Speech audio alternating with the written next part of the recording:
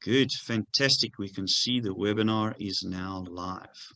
Well, welcome with us to the Green Room. And today being the 13th of May, we can't believe that we're already into the 13th of May. It feels like just the other day we were in February. So this time is really just flying past. Welcome with us. It's Trevor Thomas, and I'm super excited today. We've got a guest with us that is really going to just speak into your child and your child's education path and a couple of factors with regards to that. So super excited to have April with us, and we're going to do a formal introduction with April shortly. So if you're joining us today, if you don't know as yet who we are the Induku Group. Myself, Trevor Thomas, and the norm, Lenny de Villiers, who's my business partner, is not with us today, but sends all his best to everybody. What we do is we are a company that assists people that would like to get to America. So if it is you and or maybe someone that you know that would like to get to America and have opportunities to have permanent residency in the United States of America, then you need to get hold of either myself, Lenny, or anybody in the Induku Group. We've got a number of programs that we do specifically towards getting your permanent residency. Obviously, it's an employment-based visa.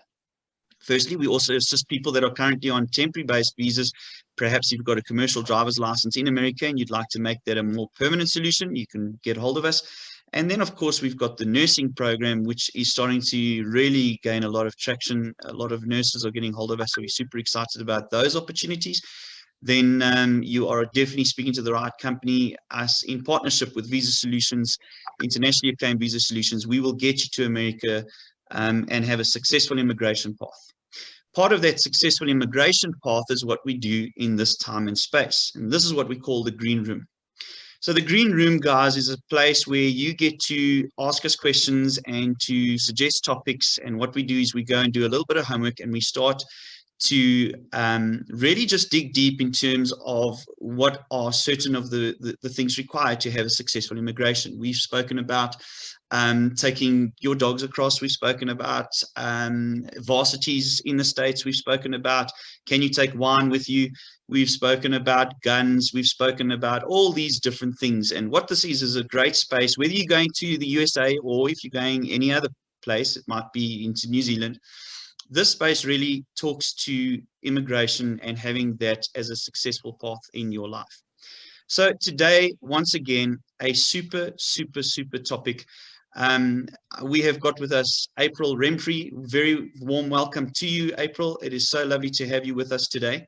Thank you. And April is actually a USA citizen. She was born in the States and currently with her hubby in Switzerland. 20 years experience in the educational space.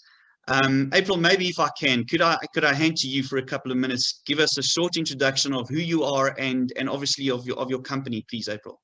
Yeah, thanks for having me here. You can see I'm up in the mountains right now. I'm in the nice wood ceilings here in this chalet that we're staying in. It's a holiday here. Yeah, as you said, I've been in the education field for over 20 years. I've taught 3rd, 4th, 5th grade, but mostly I've taught children with additional learning needs or disabilities.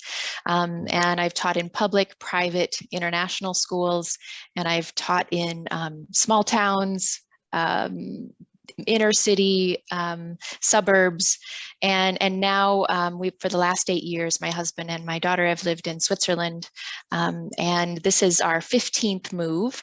So we are seasoned movers, but hopefully this will be our last one for a while. We've just bought a house, which is kind of a crazy feeling to think I can think more than 5 years in advance. So that's fun. But we have a 16-year-old that's in the Swiss public schools, and she's doing an apprenticeship system, which is very common here.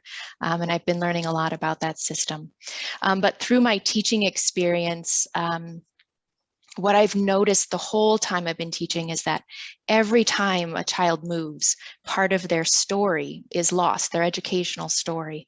So about 2.5 years ago, I established my consulting business, and now I work with families that are relocating, and specifically relocating with a child with some type of learning disability. Mm. And that's one arm of my business. The other part is I work with international schools. I have a tool I've created to help track student progress over time, which is essential when you have families that are moving frequently and are losing part of that story. So those are the two things that I'm focusing on now after having been in the classroom for so long. Wonderful. April, and I know that both your parents were music teachers as well. Yeah. And you're being quite humble. You're not sharing with us. So I'll dig it a little bit deep there. We know that you've got a master's degree in exceptional education and a bachelor's degree in elementary education and as well as special education. Correct. So we've Sasha on the back end of what we do here. She's really done her homework and she's made sure that we've got the absolute 100% right person to have this discussion with today. So guys, today we are going to be chatting to April specifically about the information that parents should really start looking to and what they would need to gather for their child from the current schools before they now move to new schools. April, maybe let's start. That's a very, very good place to start. You know, as a parent, I've got two kids that is in the program with us, obviously, and going to the USA. What do I need to do as a parent? What do I start gathering and putting together? You bet. It's very important that you 3 to 6 months out from your move, as soon as possible, start putting together some important information that you gather from your kids' teachers. You know, we know our kids really well at home, but if we've raised them well, they behave differently in the classroom, which is what we hope for, right? After we know our kids at home. So what we need to do is we need to ask some really pointed questions to our kids' teachers. We need to say, how does my child learn best? And be really specific. Tell me, what are the strategies you use in the classroom to help my child learn? That is a question that no schools ever ask. And I can guarantee if you can pass that information on to your kids' new teachers, that transition time will be cut in half. So grade reports, great. But what does a number or a letter mean? You know, they're so subjective. So having that really specific information is helpful. Ask the teacher what your child's strengths and weaknesses are. And if you can really get right into the meat of it, especially in the areas of reading, writing, and mathematics, ask the teacher, just tell me, is my child at, above, or below grade level in performance? Again, really easy information to pass on to the school, because we get these report cards, we get the grade reports, but those are written for parents. And we oftentimes write things in ways that are going to be accepted well by parents and not always in teacher language. And sometimes we just need to have something that goes from teacher to get right to the point. So that's the first thing I really recommend. The other piece is that if you have a child with additional needs, there's often a diagnosis. And those diagnoses need to be up to date, especially if we're talking about a reading or a math or a writing disability. Those have to be done within 3 years before you move. So if it's been more than 3 years, it's out of date. So making sure you get those done before you move as well. Sure. So, April, I know that obviously you've got a lot of expertise in special needs, and we're going to maybe touch on that again shortly. What I wanted to ask you is, people in our program, we've got a number of people, and obviously age categories are very across the board. We've got from little ones not yet in school to kids in you know what we would call in South Africa primary school, high school, as well as then varsity. Do you suggest the same that what you've just discussed now across the board, or do you suggest sort of more so for primary school, more so for high school? What have you found in relation to those different grades? I think it's a good thing to collect for all students. And actually, you wouldn't think it's for the upper level, what you call varsity. In the US, we say high school is it's even more important because there's less one-on-one once you get to that upper level, and teachers are desperate for that information, even though it seems like there's not as close of a relationship between teacher and student. So the other thing that could be very important for those older kids is to ask questions about socialization, because that is a difficult time to be uprooted as a teenager. So talking to the school counselor, getting some suggestions on what could be helpful. One of the big things that's out there about school transitions is an acronym called RAFT. And this is by David Pollock and Ruth Van Rieken. You can read their book. It's about TCKs, which is third culture kid. And RAFT stands for R is reconciliation, kind of, tying up loose ends. If you've got some yucky feelings between anybody going on, reconcile those and help your child do that. The A is for affirmation. Affirm all the wonderful things that have happened. Even if you have a great relationship with the lunch lady, go and say that. Those affirmations are really important. F is for starting your farewells. Start really saying goodbye. Give your kids time to say goodbye. I had one family who didn't want to tell their kids until a couple of days before they were moving, like they were going to Disneyland or something. I said, this is not Disney. You have to give your children time to process.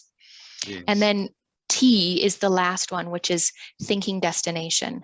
And the idea is you can't get to thinking of your destination until you've completed those first 3 pieces of the puzzle and built your raft. So for me, that's a really, it's built in psychology and rooted in that, but it's something that we can all do and help our kids prepare for a good move. Very, very good points. Excellent points. I must share with you, we were laughing at the one stage we had a clinical psychologist as well on the green room. And the one joke was, the one guy said to us, we were talking about when he'd notify the mother-in-law, and he said, when we are on our way to the airport. So you have to know right. those relationships, don't you? Everybody needs a good time to really just prepare for the transition. I think that's the point. One of the questions that we have over here, which I think is really, really good, we've spoken very, very gently on that, but let's just quickly talk about it. How can I help my child to say goodbye in a way that will prepare them for this transition? Yeah, that's a really good question. My suggestion is start sooner than later.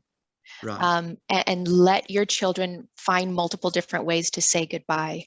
That doesn't mean just having one big group event at the end to say goodbye, because you know what that's like. You don't really get to talk and really get to be with those other people. The younger ones, I would suggest starting to have some one-on-one play dates, so they can really have some alone time.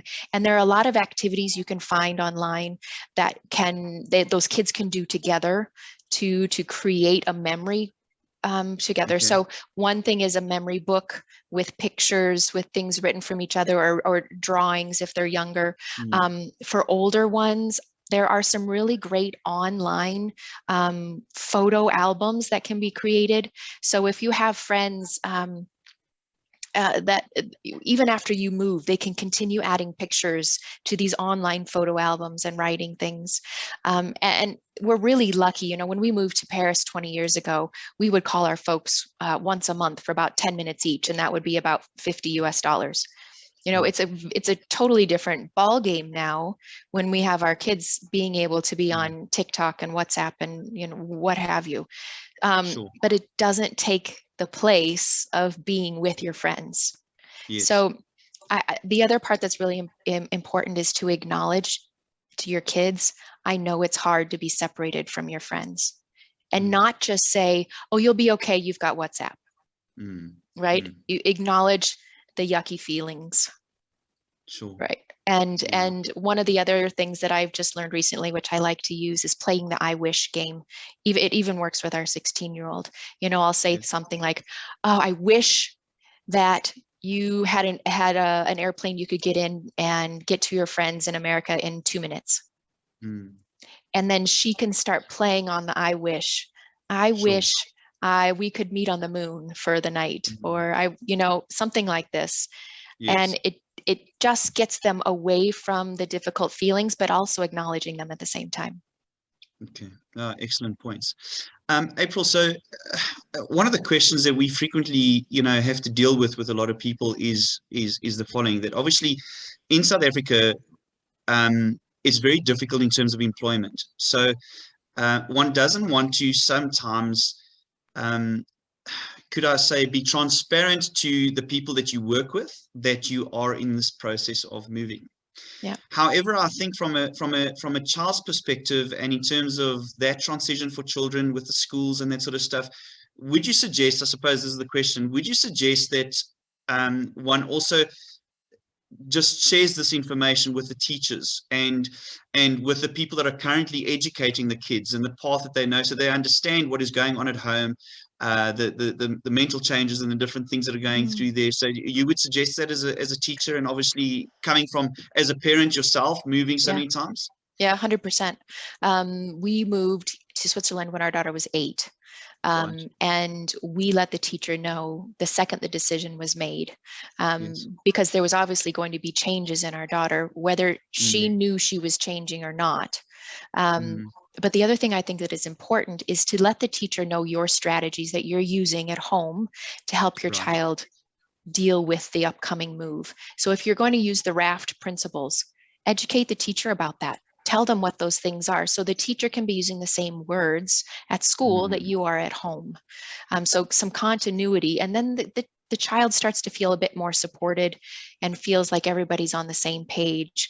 The last thing you want is your child to have to explain all that to the teacher when they're already feeling uncomfortable about it.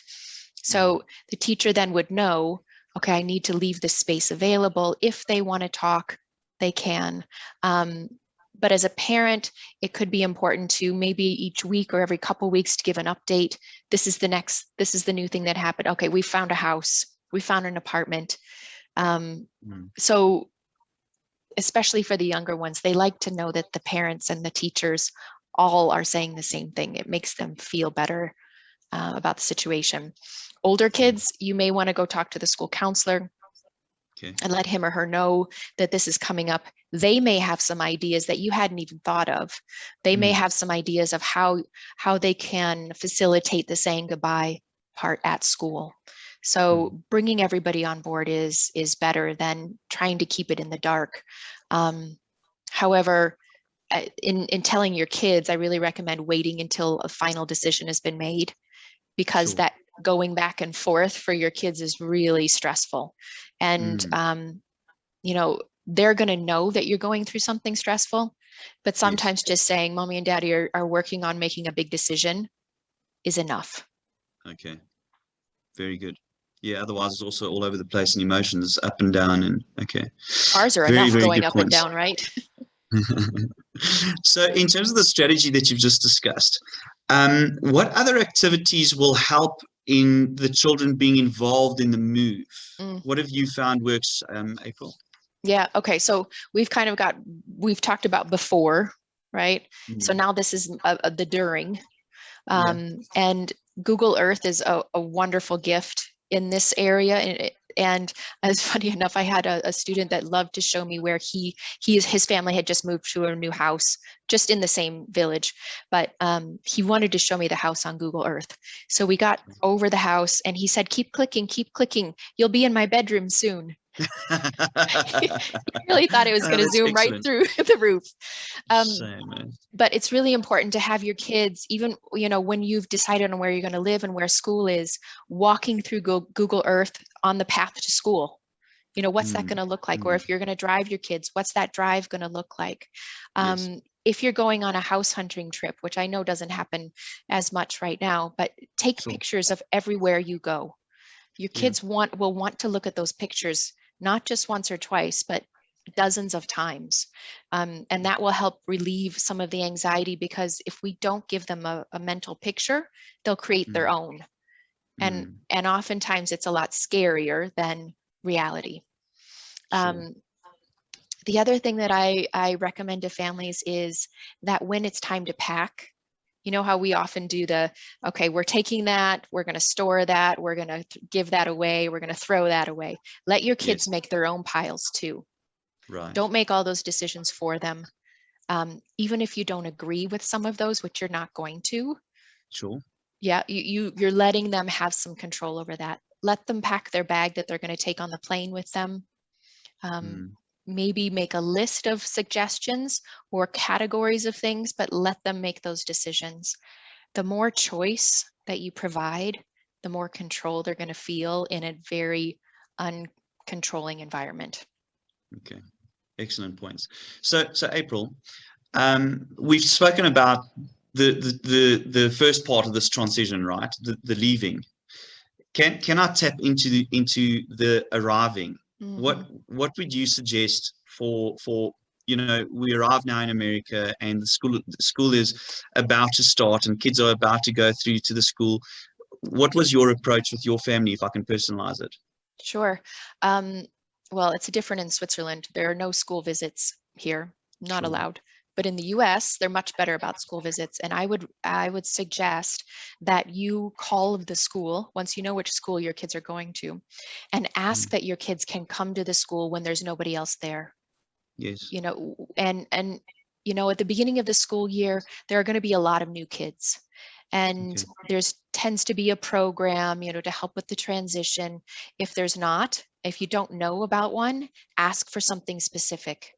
Okay. Ask that there's a buddy set up for your child to show them where the lunchroom is, where the toilets are, where the recess playground is, all these really important things, especially for our older kids. But when you go to school alone, they have that full attention of Right. the personnel at school. Okay. And one thing I like to tell parents too is that don't feel bad if you're not going and arriving right at the beginning of the school year.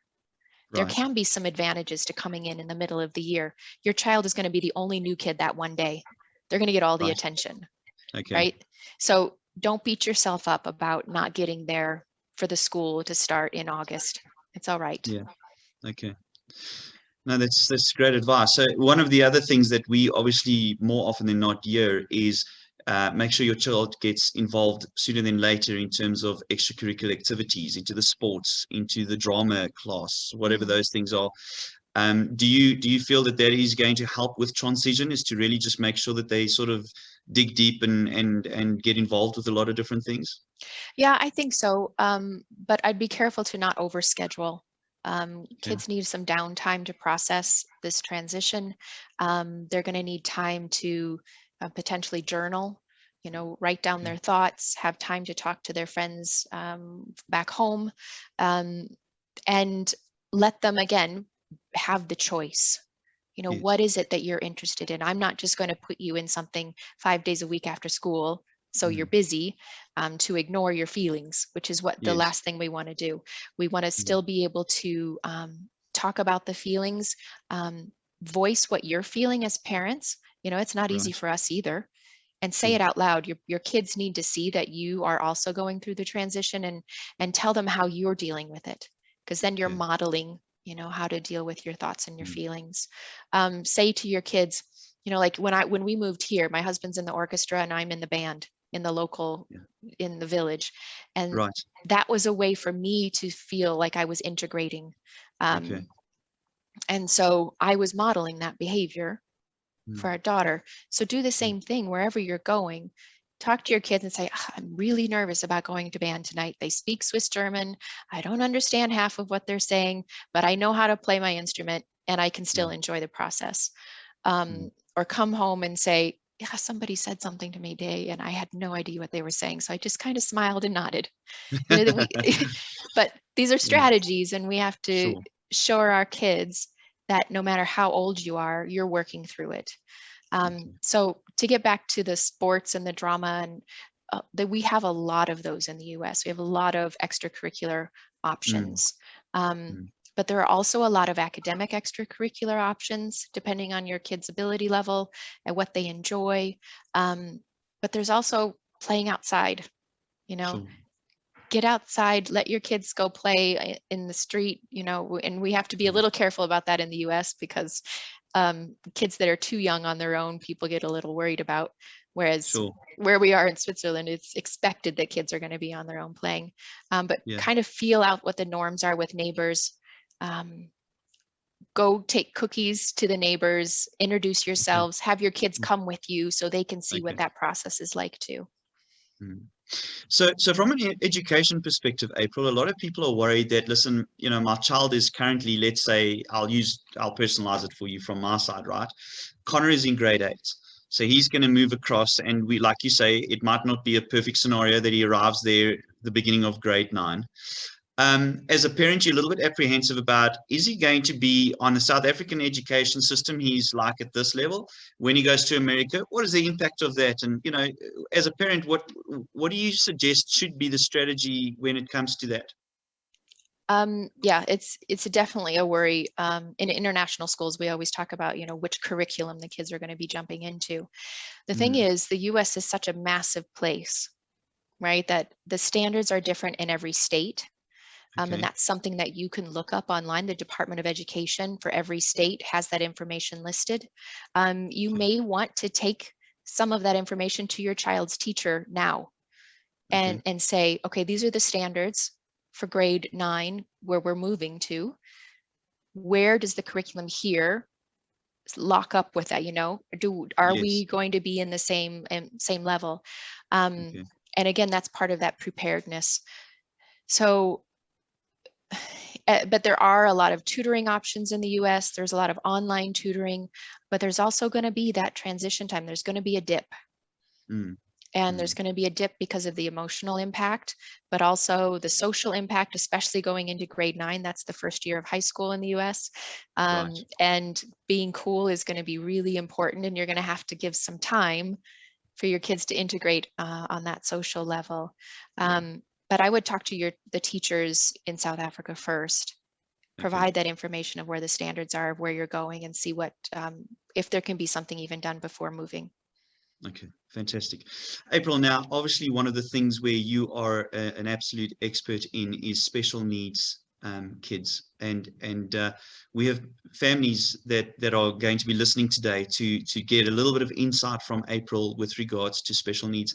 Now, you and I have looked at probably 3 or 4 different questions over here. What extra information is needed from the special needs equation, if I can put it to you that way, if I could word it that way? It's going to be very important to look up on that website, your Department of Education website, and find out what your, because it's a legal right in the US to special education. So look up what those are, whatever, if you're going to Kansas or Texas or Idaho, wherever it is. They also use different vocabulary in each state. So what your child's diagnosis is where you are now may not be the words they use in the new state. So find out what that diagnosis is. I create with parents a thing called a learner profile for their child. And in that, I include things like strengths and weaknesses, strategies. But if it's going to a specific state for that diagnosis, I use the language of the state they're going to. And you should be able to find all that information online. But I know there's a lot going on. I have a family right now that's moving to Texas, and they have 2 kids with disabilities, and they just, you can't be an expert in everything. And sometimes you need to ask for help, and taking some of that off your plate can reduce a lot of anxiety for families. It can be that I speak with the head of the special education department and learn what those services are for the family, talking teacher to teacher. Right. And then being able to translate it into parent language. This is what you should ask for, because there are specific date ranges that we have to know. If you ask for this, they have to have it done in this many calendar days. Those are important things to know. But sometimes you don't know what you don't know, right? So those families that have kids with special needs, really check out websites of where you're moving, which states you're moving to, and collect as much information as you can before leaving. Okay. So April, I've had probably on 3 different occasions, families that have sat in front of me who have got a child with special needs. And the sort of the deciding factor or the apprehensive part is very much about, what, my child is currently in a space and place where they are, do we call it a comfort zone, right? They're in a happy place. Now, if I immigrate, I don't know if my child is going to be able to make this transition. what would your advice be to someone that had that? And obviously, I know that what they need to do is actually get onto a call with you, because I think that every case would be sort of case specific. Yes. So we're really sort of looking at it from a high level. But I mean, your advice to people that have got special needs kids, would you also say that, listen, you can do this, and it just needs to be done properly with the right strategies? Yeah, what I tell parents is, please be open to saying no to the move.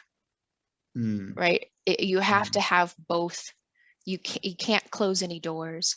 And so when you are considering that move, reach out to people where you're going. There are often parent groups that you can speak to. There's often advisors in the location you're going to, or someone like me that does international moves. But become familiar with the services that are available on the ground of where you're going. You know, do they have services for dyslexia, dysgraphia, autism, whatever it is? I've had families that are moving to certain remote locations in Kazakhstan, for example, simply did not have the services, and the family ended up saying no to the move, but because they had the ability to say no. I know a lot of people don't have that option, and in that case, we're a bit luckier after COVID, or during the end of COVID, that there are a lot more online therapies available. And those would be very important to get connected to as well. And if you are moving somewhere that isn't going to have the services, like the speech and language therapy or the occupational therapy, see if you can get those started now before you move. So you've created a relationship for your child. So when you land in your new location, there is some consistency in those therapies. Okay, excellent. We do have a question over here that has popped through, and I'm sure that we're going to get a lot of questions after this. I'm going to ask you after this question to give us your details, right? Sure. April, is learning challenges classified as special needs? So, for example, dyslexia? Yes, exactly. So in the United States, it's called special education. And oftentimes in the school system, they'll call it a learning disability and then give a specific word after that. So a learning disability in reading, learning disability in writing, or mathematics. They don't usually say dyslexia, dysgraphia, dyscalculia, like we do often. In the US, they leave those words out and then lump them all together as a learning disability. Okay. So, April, I've got two questions for you. The first one is this. What information do I need to get together before I have a consult with you? And then obviously, if you could give us the details of how to get hold of you, that if someone was listening today, they would like to approach you and your company, that we could obviously make that easier for them. Sure.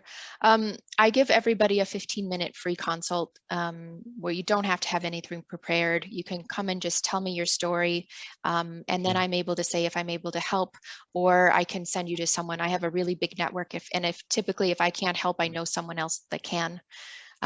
So that's really helpful. I have another service where it can just be a 1 hour. I call it one and done.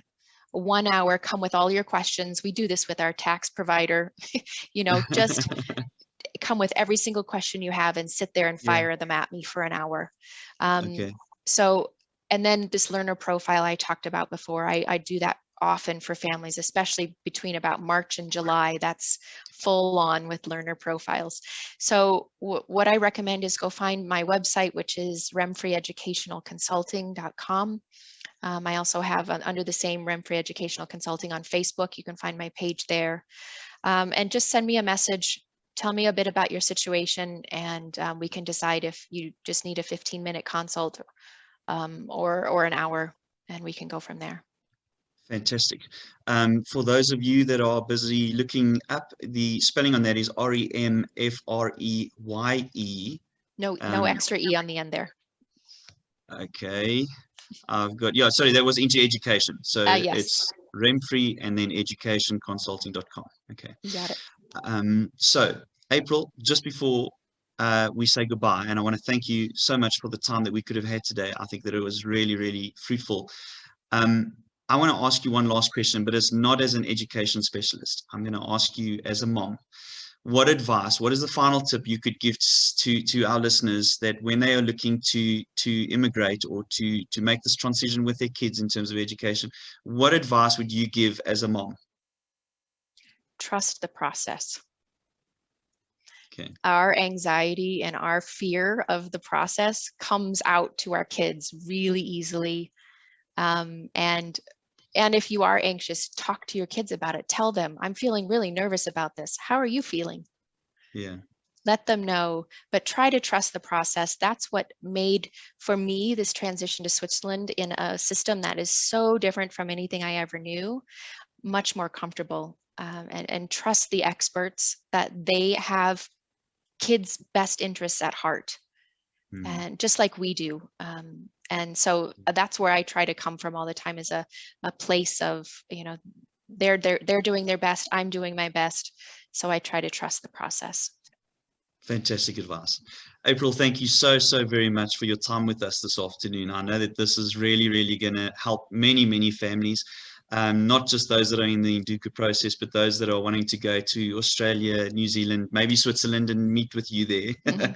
But I'm sure you'll be contacted by many of our people. Thank you for your time this afternoon. Please enjoy the rest of the long weekend with your family, and go and have a glass of gin on us. But thank you once again for your time, and we hope to see you soon again on the Green Room. Thank you for having me, Trevor. Thanks, April. All the best. Bye-bye. Bye.